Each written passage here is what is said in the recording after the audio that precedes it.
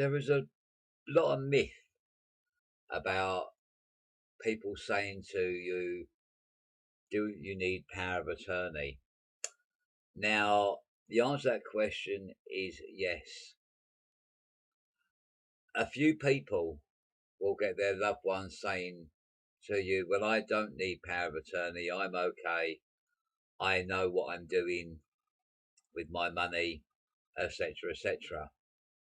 But when a person that has been very, very independent their own life, and for you to explain to them it's just helping over their finances, etc., etc., it just makes them feel a little bit small. Now, I know that I had that with my mum when tried to take over power of attorney or tried to discuss it. It took 4 attempts for her to sign it. But there are so many ways that you can go across with the power of attorney. The power of attorney can be done either on the web, where you fill out all the forms yourself, or it can be done through a solicitor. Now, the advice that I would like to give, even though with a solicitor it will cost money, and it does cost a fair amount, or find somewhere cheap that they actually do it, because they do know what they're doing.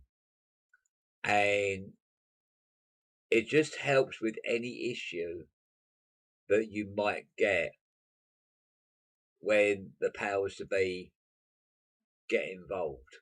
Now, I'm not going to go into personal details of why I've just said that, but we done one on the internet, and yeah, it was all signed, but it had to come back with a few other bits and pieces, and it does, with the power of attorney, it's not a quick thing. It does take time. They look at it, study it, plus you have to get the 2 witnesses to sign it as well, plus someone that knows your mum. Now, this is a bit of an issue here because a lot of people don't want families involved with it, or they want to do it on their own.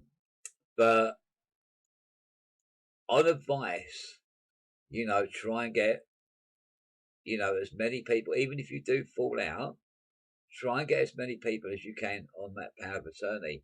Because if one, excuse the expression, drops their clogs or anything like that, then you're left in the lurch. But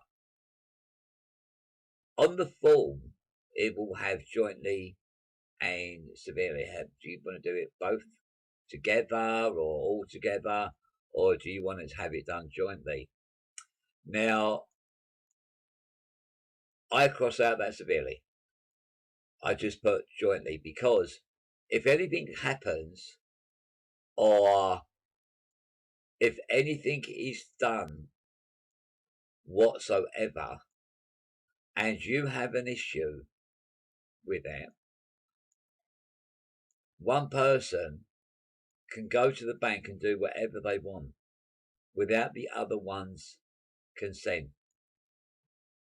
That is worrying. And then when you try and go back and try and get that other person taken off the power of attorney, there are so many issues that you have to deal with. And that is why I always say to people, look, go to the solicitor. They know what they're doing. And if there is an issue afterwards over arguments over the power of attorney, people trying to take power, they will know what to do. They will help you along the way. So that's why go to a solicitor, because it does help.